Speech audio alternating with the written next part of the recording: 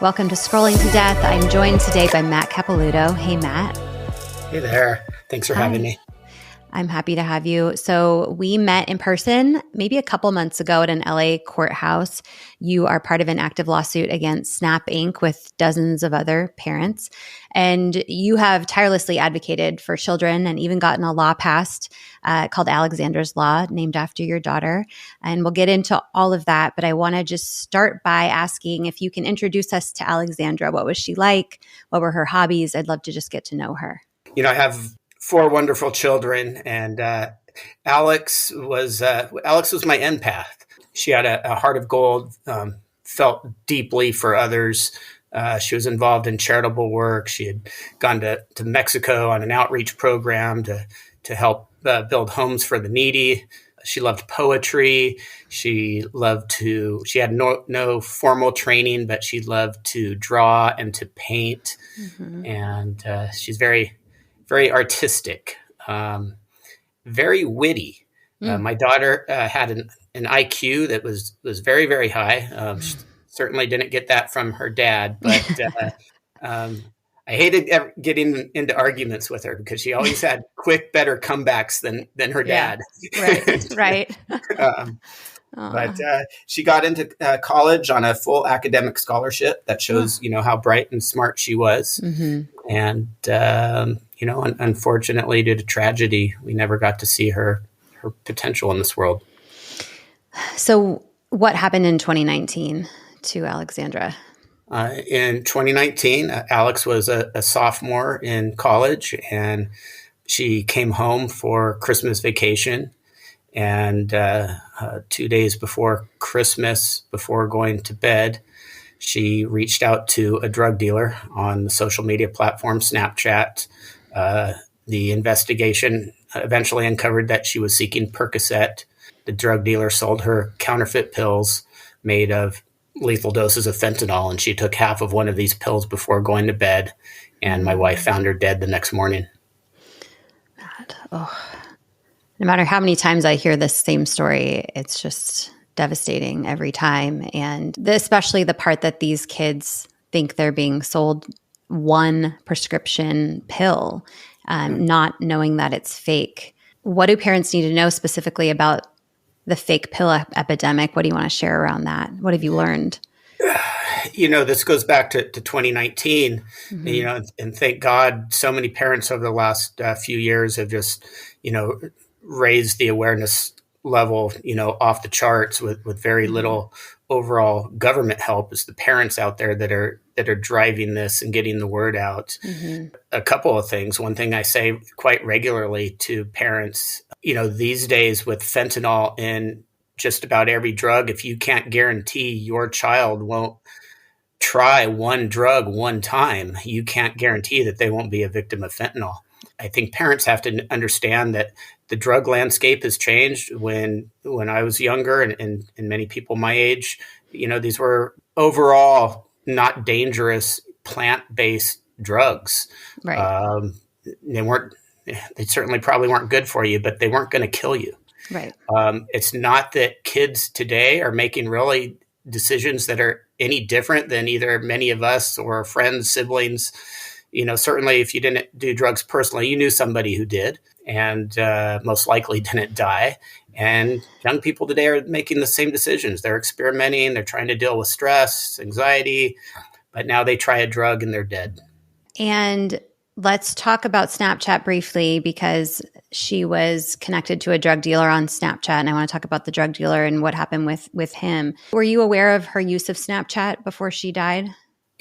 Yes. A lot of parents these days or people, fault parents for letting their kids have so much access to social media and on their phones. And my girls range in age from 33 down to 23. Mm-hmm. And Alex was in the middle there. And they all kind of grew up in this grand experiment of social media that most of us, were in this time frame where we didn't really know the dangers of social media. So, that's true.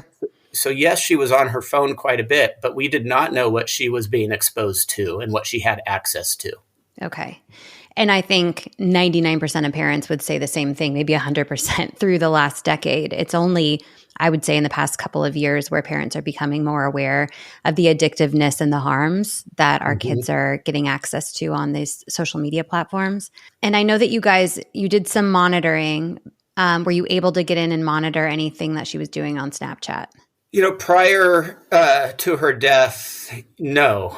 And again, we didn't know, what she was being exposed to. Yeah. It wasn't really until after her death, and we advocated, and eventually law enforcement took up her case. Went to after the drug dealer to hold them accountable. Yeah. But they ended up getting into her phone, and we saw the quite a bit how extensively she was using Snapchat.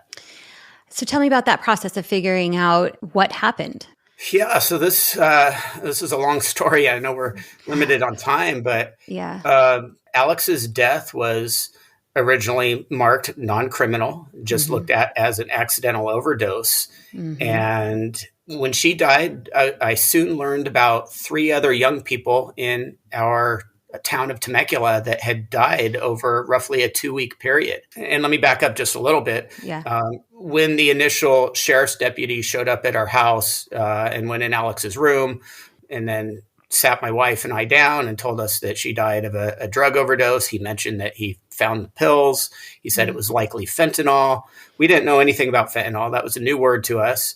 He mentioned that it appeared she took half a pill because the other half was found on her dresser. And immediately my wife was questioning things like, did she take like the whole bottle or something? How is this an overdose? Right. Traditionally an overdose is when you take too much of something. Right. And he said, and you're doing it. Yeah. Yeah. And he said no. And that's when he mentioned fentanyl. And, all of this was just shock and awe to me. And then I'm thinking, pills, what kind of pill can you take, half of that's going to kill you immediately? Right. And so right away over the next couple weeks, we did our own investigating, learned about these counterfeit pills going around and learned about these 3 other deaths, thought they might be connected because 2 of them were kids that went to Alex's same high school. So we had 3 kids that either were going or graduated from the same high school, 1 from a neighboring high school that all died in roughly a 2-week period. So I called the sheriff's department back and made them aware of this. And I think one of the things that was happening back then is people weren't always and those in law enforcement weren't putting 2 and 2 together. You might have a deputy that shows up at one of these drug death scenes, marks it as an accidental overdose. Another deputy shows up at another drug death scene, marks it as an accidental overdose, and nobody's kind of putting a pattern together here. Right. It turns out, we were initially thinking, hey, it's possible it's the same drug dealer, right? We had kids that went to the same high school, live in the same area, short period of time. Yeah. That didn't turn out to be the case, but we did open up law enforcement's eyes. During this time, I wrote a letter to our district attorney, asked to meet with him. He obliged. My wife and I went and met with him. We told him about our daughter's death. Made him aware of these other deaths that happened in a short period of time. And he was shocked. He had, now this is very early 2020. He was completely aware of what was going on with fentanyl. And rightfully so, in a sense, because none of these cases were being investigated criminally. So no charges were being filed and brought to his office. So he was unaware. Yes. Yeah. Absolutely unaware. Yeah. Yeah. Simultaneously, I had written to our head sheriff of Riverside County. He gave me his word that he would look into our daughter's death, and they did. And fortunately, law enforcement and those in a position to do something about it here in Riverside County did take this seriously. They put together a fentanyl task force. They now, both our district attorney and our sheriff have gone on record saying that all fentanyl deaths in our county will be investigated as potential homicides. There were some things that initially were not done quite the same that they would do these days with our case in terms of an investigation, because again, initially it wasn't looked at criminally. So there were some tactics that they use now that they could have done back then that could have helped lead to an arrest of the drug dealer on state charges with our daughter's case. But since that didn't take place, we were fortunate the feds picked up our case. And we have better federal laws than we do state laws through just staying active, vocal, kind of keeping the pressure on our law enforcement elected representatives. 2 years to the week after Alexandra died, the drug dealer, he was arrested. Wow. He's arrested on the federal charges of distribution of fentanyl resulting in death. That took a long time. Yeah. And sorry, I tear up sometimes That's okay. when No, I talk Matt. about this, because we weren't seeing these cases prosecuted and the death dealers, as I call them, held accountable. It's sad because although we've made a lot of progress, the vast majority of these cases do not result in the arrest and conviction of a drug dealer. Right. How were they able to find the individual? Were they able to identify his Snapchat account and like geolocate him, or how did that work? Yeah, so we had, fortunately, these are challenging cases. Yeah. We had a lot of luck on our side. One of the things was that, with Alex still being relatively young, she was on, her mom's cell phone plan. So we were able to get into her phone. We hadn't looked at her phone until a couple weeks after Alex had died. And when we got into her phone, we saw the correspondence between her and the drug dealer on Snapchat. And I wasn't home right then. I was at work, but my wife and my youngest daughter, Sky, were the ones to look in her phone. And somehow the drug dealer saw that they were looking on Snapchat at the correspondence with Alex and him, and he immediately started deleting all of the correspondence. But my youngest daughter, Sky, was very quick in her thinking and snapped a screenshot of his profile. Yeah. Wow. And we were able to turn that over to law enforcement. Without that, would you have found him, do you think? Certainly without the phone evidence, no. Wow. No. And, I encourage every parent of a young person needs to have access to their child's, password. If they're on your account, I mean, that's good, but you have to be able to get into the phone. And I'm sure 9 out of 10 times these days, especially with a young person, if they happen to be experimenting with drugs, you're going to find that connection to the drug dealer on their cell phone. And I think parents would be surprised that if you don't have that passcode, you're not getting in there. Right. Apple won't let you in. You can't get in through the police. There's kids that have passed away years ago, and the parents still can't get into the devices. Minors, 11-year-olds. Right. And I'd like to mention this real quick because, you never know who's going to be watching your podcast who might be running into roadblocks because of that same exact reason. Yeah. I serve as president of the organization Drug Induced Homicide. Our website is druginducedhomicide.org. We work closely with a company called Second Peak Investigations. Okay. They are the only company of its kind in the United States that can get into locked cell phones and not jeopardize that information that's in there and turn it over to law enforcement in a way that will not jeopardize the investigation. It's not a cheap process, unfortunately, but it is an option for those who are having problems getting into the cell phone or where law enforcement won't do it. Right. Okay. Thank you, Matt. That's really valuable for these parents that don't have an answer to what happened. And then a lot of these communications are within the social media platforms. So in your case, was Snapchat helpful in providing some of those chat logs that had disappeared? So from what I understand, once the investigation got going, Snapchat was subpoenaed to provide information. There was certain information there that just never became available, but we still had enough evidence under federal law to go forward with prosecuting this dealer. But certain parts of their conversation, from what I was told, were vanished and were not retrievable. Wow. Okay.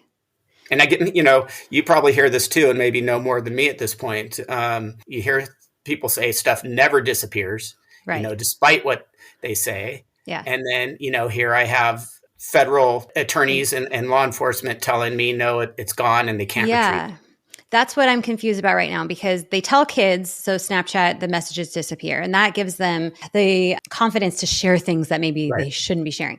But in reality, that content, while yes, it can be screenshotted or someone can take a photo of it, so it's not necessarily private, but it is on in Snapchat's server or database, so it can be subpoenaed and gathered for federal investigations. So I've not heard of Snapchat saying that it fully disappeared, especially if it's within a certain time frame, kind of a short time frame after this happened. So that's surprising to me. But, again, if we hadn't seen his profile on our daughter's phone and all of that had disappeared, we wouldn't even think to know. I mean, it would be like, hey, she could have just met this person, at the mall or something, and we just wouldn't know. Did the drug dealer drop off the pills at your home? Yes. Alex, she was going to school at Arizona State University. We live in Temecula, California. When she was at home, she didn't drive her car home. She flew home. She didn't need to have her car here. She could use mine or her mom's. Yeah. And so when this happened also, I was certain that she must have purchased these pills from somebody at school. She had only been home a day or two before dying, and she hadn't gone anywhere. The only place she went was Christmas shopping that day with her mom. So we thought for sure she had to have brought these from school. And, it wasn't until a couple weeks later when we got into her phone that, like I mentioned earlier, that we saw the correspondence with the dealer, and he drove. He lived 45 miles from our house. Wow. So drove 90 miles round trip to deliver these. Holy crap. Yeah. Okay. And parents should know about Snapchat's Snap Map feature, where kids can share their exact location, which Snapchat markets as you can find friends that are near you, but a lot of drug dealers and other people that are there for bad reasons use it to find and exploit children. And I'd like to mention another thing that adds to the complication of these cases. And sure. It shows we had a bit of luck on our side. We have 2 cameras at our house. We have one on our porch and one in our driveway. So we were able to show that he pulled up in front of our house. Alex went outside, met him, probably lasted less than a minute. And then she turned around and walked back in the house and went up to her bedroom. That was the last time she was seen alive. And what's very important to understand is equally as important as the camera footage was showing her going out, meeting with this person, coming back inside. The camera also showed that she never left the house again. And she died within a few hours of him coming over. Had Alex left and went to meet a friend, went to the mall, went to Target, the movies, wherever, that there would go the whole case, because then you could create reasonable doubt that this guy could say, I sold her drugs, but she's a drug user. She could have, how do you know those are the drugs that I sold her? How do you know those are the ones that killed her? She could have got drugs from anywhere. So tell me about the court case. So he was found guilty and charged with what? Murder. Well, he was initially charged under the federal statute of distribution of fentanyl, sometimes known as distribution of a controlled substance resulting in death. And that's a 2-part charge. You have the distribution and you have the resulting in death.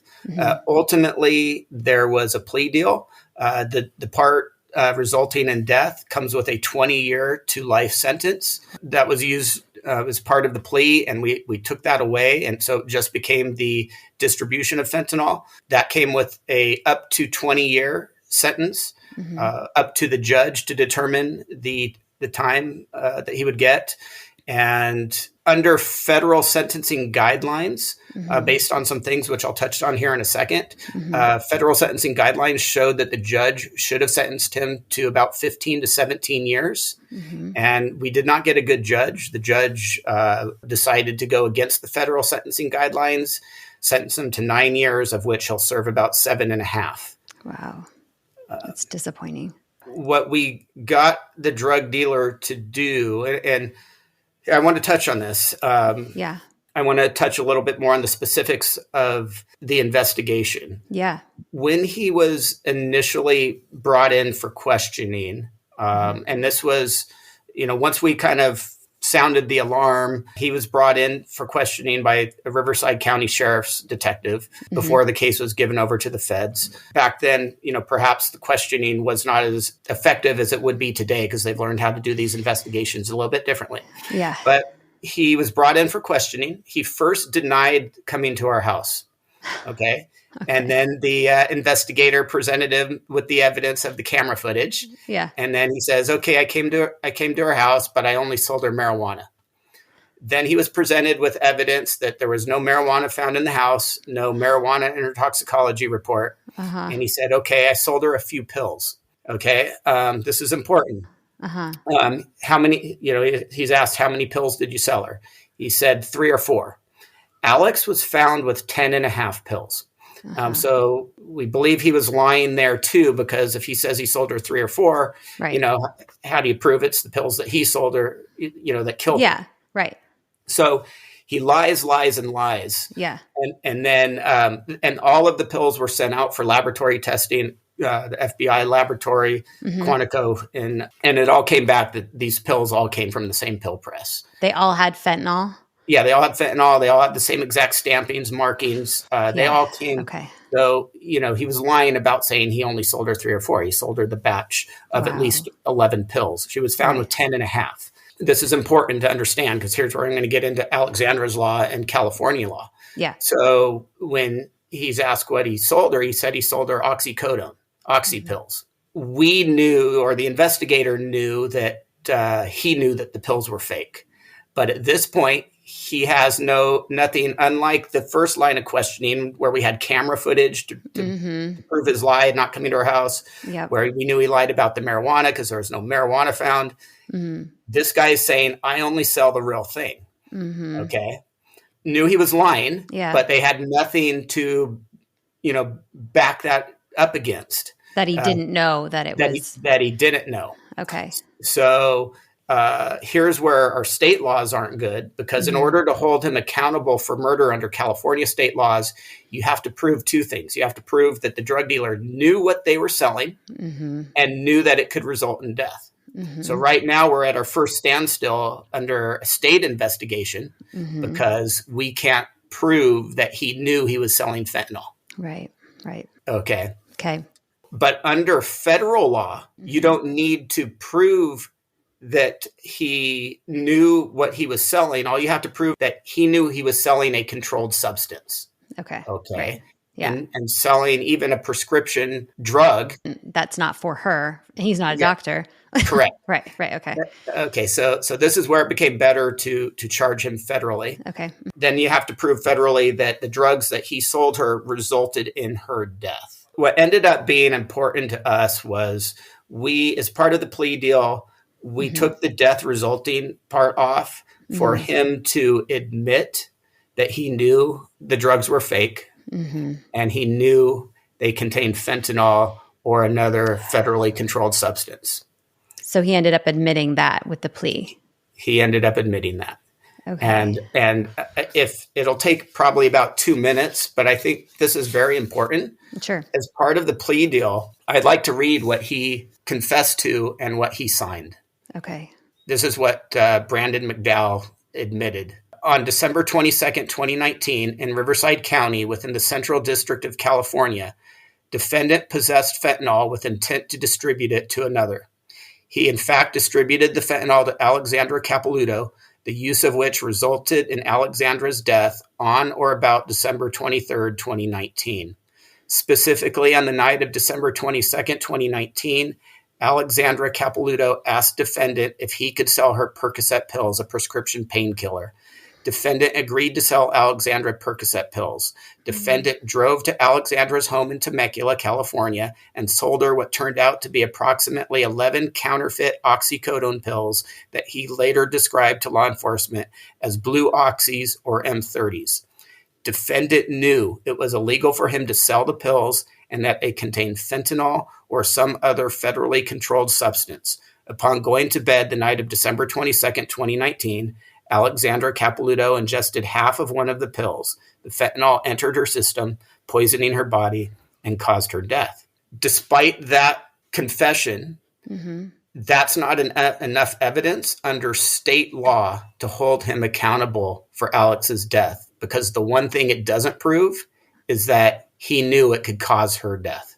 You have to prove that they know what they're doing could cause death. We all know it's illegal to sell drugs because it's dangerous, right? But how do you prove it? That's where the challenge lies. Because of the strength of the fentanyl. These guys know that. But how do you prove it? Yeah. That's the challenge. So that's how we came up. This is how we came up with Alexandra's law. Okay. Yeah. Tell me about that. Yeah. So Alexandra's law is really quite simple. If a drug dealer is arrested and convicted of a drug-related offense, they're going to get an admonishment in court letting them know the dangers of furnishing drugs. Okay. This admonishment would be kept on record that they acknowledge. Yeah. Okay. Yep. And then hopefully it works as a deterrent to get them to stop selling or furnishing or providing deadly drugs. And if they don't, now they're not going to have an argument to say they didn't know. Right. Because this admonishment would be on record, could be used as evidence against them to show that no, indeed they did know. Yeah. So that's what we've been trying to get past. You mentioned earlier that it's passed. It hasn't gotten. Oh, it's okay. It hasn't gotten passed yet. We've been fighting for 4 years. Okay. We've gone to Sacramento, presented this to our state legislature 4 years now. It keeps getting rejected. We can't get it out of our public safety committee to get to the full Senate floor for a vote. We're trying again this year. We think that this is going to be the year that we might get it passed through our legislature. But even if it doesn't pass there, Alexandra's law is now part of a statewide ballot measure. I don't know if you're familiar with this. It's a measure called the Homelessness, Drug Addiction, and Theft Reduction Act. We just, a few weeks back, the organizers of this ballot measure turned in over 900,000 signatures that were obtained statewide. Wow. And we're going to get this on the November ballot for the people of California to vote on. This is a very comprehensive measure that deals with the rampant retail theft that's taking place in California, a lot of the homelessness issues. And they also put Alexandra's law in with this measure. So amazing. We need 587,000 valid registered voter signatures for this to qualify. We turned in over 900,000, so it should qualify. We're supposed to know around the beginning of June. If it does, it'll be on the November ballot, and the people of California will be able to vote on it. Okay, amazing. And that is the Homelessness, Drug Addiction, and Theft Reduction Act? Correct. Okay. Yeah, once it qualifies in June, it'll be issued a number. And so we don't have to remember that long, correct. that long name. Yes, and then it just becomes a matter of over the next few months educating people on it to come November, get out and vote yes on it. Okay, so California residents, keep an eye out for that. Yeah, I'm really happy to share that with listeners here in California and everywhere. A couple questions about these drug dealers. We have to stop these drug dealers because they're not just harming 1 or 2 children, right? So in your case, were there any other victims that they were able to track back, or you just weren't able to prove that? Yeah, I have no doubt there's not a fentanyl dealer out there who, in all reality, isn't a serial killer. Okay. Right. The dealer in our case was not arrested until 2 years later. Right. Who knows how many other lives they're responsible for? The problem is most of these deaths are just looked at as accidental overdoses. So there's no connection, to these dealers. Yeah. So we have to change that. We have to, every drug death should be criminally investigated. Yeah. And unfortunately, we're not there yet. Was his Snapchat account he used in this drug deal removed from Snapchat? That I don't know, to be honest with you. Actually, I take that back. I believe he got rid of his Snapchat account. Okay. And probably just set up a different one. Very likely. Right. I do know this. He had a Twitter account. 2 years after our daughter's death, he was arrested. But then it took roughly another year for the plea and ultimately for him to be sentenced. And during that time, he was left out on probation And we do know while he was on probation, while he was not allowed to leave the city which he resided in, he tweeted out that he was going to Las Vegas. And if I can, I know it's not television, so I think I can say this, but I'm just going to repeat what he tweeted out. Yeah. He said, going to Vegas for my birthday, gonna fuck it up. Who's coming with me? Oh my God. While he's on probation, awaiting being sentenced for my daughter's death. Oh my God. Just not taking any of this seriously, like not even phasing him. No, he actually, this is interesting to know, he violated his probation multiple times to the point where his probation officer brought this to the court's attention while he was on probation awaiting sentencing. There was a hearing to see if he should be put in custody until the sentencing date. The judge basically scolded him and said, don't do it again. And that was it, and still let him back out. What is disgusting? Are the judges taking it more seriously now, or not? So I've since been to 3 other federal sentencing cases for some cases very similar, all of which the judges went by the federal sentencing guidelines. We just unfortunately had a poor judge in our case. I think most of the federal judges out there are, when they have these cases, they are giving pretty stiff sentences. Okay. So some of these drug dealers are being charged with murder now. I don't know if it's exactly a murder charge at the federal level. Again, distribution of a controlled substance resulting in death. Okay. But we are seeing state charges now where they're filing. It falls actually under second-degree murder. Okay.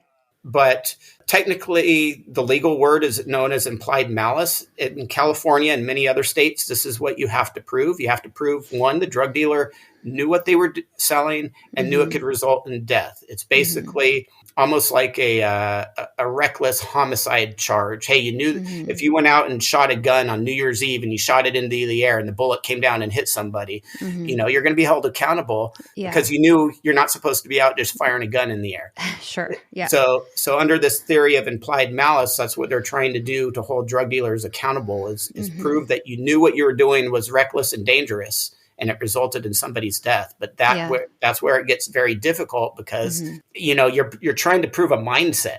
You're trying to prove that what he knows in his head, he knows it's dangerous. Right. But how do you actually prove it? And that's where it's very difficult. Yeah. Okay. Parents who are listening never, ever want to find themselves in this situation. I'm just so in awe of the strength that you found to jump into action immediately after this happened. I think I would fold down and just die. You know, first of all, like what gave you that strength to investigate this and push? Because you made all of this happen and you have saved lives in the process.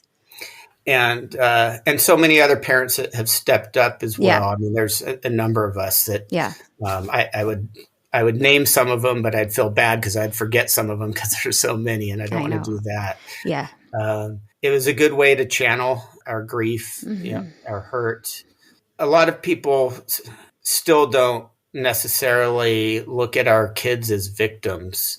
And, you know, I'm moved to change that mindset. Our kids were absolutely victims. You have people out there manufacturing and distributing arguably the deadliest man-made chemical ever made. Nobody should be allowed to do that. No. You know, if this was anthrax or, you know, any other deadly chemical, this wouldn't be tolerated. You know, that's a big part of my push now is to just educate people to the point where they realize our kids are victims. I have no quarrel in saying my daughter made a poor decision, but it wasn't an evil decision. The evil is those who are manufacturing, selling, and profiting off the lives of people who are vulnerable, like my daughter and so many other victims. And what did Jaime say? Something like, our kids should learn from their mistakes, not die from them. Yeah. What should parents take away with them today? You've shared a lot of things that we need to really simmer with, and, you know, discussions need to be had with our children, especially if they have smartphones and they're on social media getting introduced to these deadly substances. So what would you share with parents? Yeah, don't think this can't happen to your family. That's what we're all trying, all of us, all the parents that I've met in our shoes, we were once in those other shoes thinking, we don't have to worry about this. Yeah, Uh, right.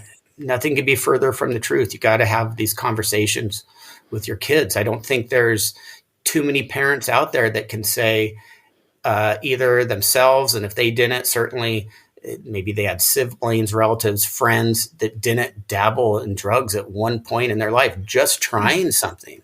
And again, I might be being repetitive here because I touched on this in the beginning, but if you can't guarantee your child won't try one drug one time, you can't guarantee they won't be a victim of fentanyl. So you got to have this talk. There could be no more experimental phase. There's got to be a better way to deal with the stresses, the anxiety that so many kids face these days because of social media. Yeah. The other takeaway is I can't emphasize enough how important it is. If I had young kids today, I would absolutely make sure I had parental monitoring software on their phones. This could be on their phones in the background. They don't even know it. Of course, you don't want your kids to know you're spying on them, but you can get it on their phones and they're not going to know it's on there, but at least you're going to be alerted if anything comes across their phone from somebody else, or if they're doing any searching for, anything that could potentially cause them harm. Yeah. So as important, maybe even more important than wearing a seatbelt in a car these days for young people is having parental monitoring software on their phones. Yeah. And I like to recommend Bark Technologies, the Bark phone or their monitoring app, because right now these companies are not being held liable and they're not being forced to make their platforms safe. Is there legislation that you support that would help to make the platforms safer?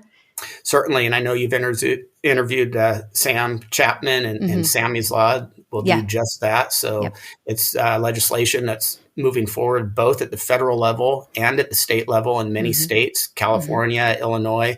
I know that it's so far, moving forward and people seem to be supporting it. We're fighting for Alexandra's Law both here in California. It's also being proposed federally by Congressman Darrell Issa. Good. So watch for a federal version of Alexandra's Law. Remember, Alexandra's Law, it's simply a warning that provides knowledge. It doesn't lock people up. Right. You simply abide by the warning and you have nothing to worry about. Yeah. It's only if you disregard it, continue your actions, and somebody dies as a result of your continued actions, that now it can be used as evidence that no, indeed, you did have knowledge of what you were doing could result in someone's death. Yeah. I want to make sure parents aren't tuning out these bills and legislative mumbo jumbo, because this is what is most important is our voices as parents are the only thing that's going to sway these legislators to vote in our favor and start protecting our children. So it's very easy to go to house.gov, type in your zip code, find your representative, message them and say, I want you to support Sammy's Law. I want you to support COSA. I want you to support Alexandra's Law. All of these things that will help protect our children and alert us if some harm comes across their feed.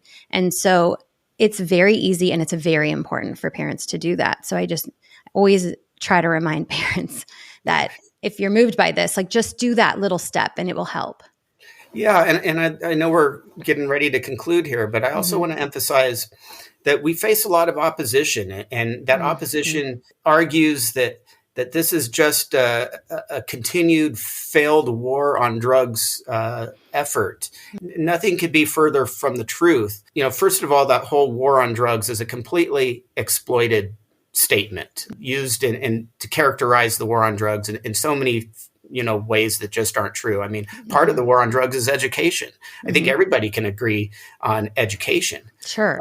Fentanyl was not around when this per se war on drugs started. And you can argue that the failure of the war on drugs was locking people up for long periods of time for minor drug offenses. Furnishing a drug that results in instant death is not a minor drug offense. No. And an important statistic to acknowledge here is less than 2% of all drug deaths result in the conviction of a drug dealer. Wow. It's not the war on drugs that's been a failure over the last decade. The failure has been that we've stopped fighting. Because we need to differentiate between actual overdoses, the person decided to overdose on the drug, or whether accidentally or on purpose, but these fake pills being sold as something else and kids being tricked and then getting poisoned. I will never say my daughter died of a drug overdose. No. My daughter was deceived to death. Yeah. And so many children. regular kids, good kids, you know? But you have people, and this is really the whole motive behind fentanyl. You do have people seeking fentanyl. People might think, well, if they're asking for the fentanyl, that's still on them. And Mm-hmm. I can tell you, I've spoken to a number of fentanyl addicts. All of them have told me the first time they got fentanyl, they didn't know it. So even they've been poisoned by this drug. Mm-hmm. Their brain has been corrupted by this drug. We talk so much about the deaths, but we have addiction and homeless rates that are skyrocketing because of this poison that's not talked about nearly enough. And so anybody who's seeking fentanyl, they've been poisoned too. Nobody in their right mind would be seeking this drug. And that's a great point, how immediately addictive it is. That's why in some cases these kids were given the drug for free. I think Sammy Chapman given the pill for free because the drug dealers know how immediately addictive it is and are willing to take the risk of it being lethal to try to addict the child or anybody. Yeah, this is just, this is unprecedented. And, we're just at the tip of the iceberg in this whole new synthetic drug landscape. Mm-hmm. Now that these rogue chemists have access to these deadly chemicals and they don't know what they're doing, we're going to see the deaths continue. And we've got to come up with a game plan to get ahead of this. Okay. And part of that game plan has to start with accountability and holding the people accountable who are distributing this poison. Okay. I'm going to add some links in the episode notes for all the resources. Matt, thank you for being so open and having the strength to tell this story again and again. I always say you parents are the heroes of our time, literally going through this tragedy over and over just to inform other parents and then pushing on all this legislation, all of you guys, to protect our kids. Thank you so much for introducing us to Alexandra today. I will be following along with your story and all of your work and keeping everybody updated. So I just really appreciate you. Thank you. Appreciate you. Appreciate your role in this and helping us get this awareness out there. Thank you, Matt. Thanks, Nikki.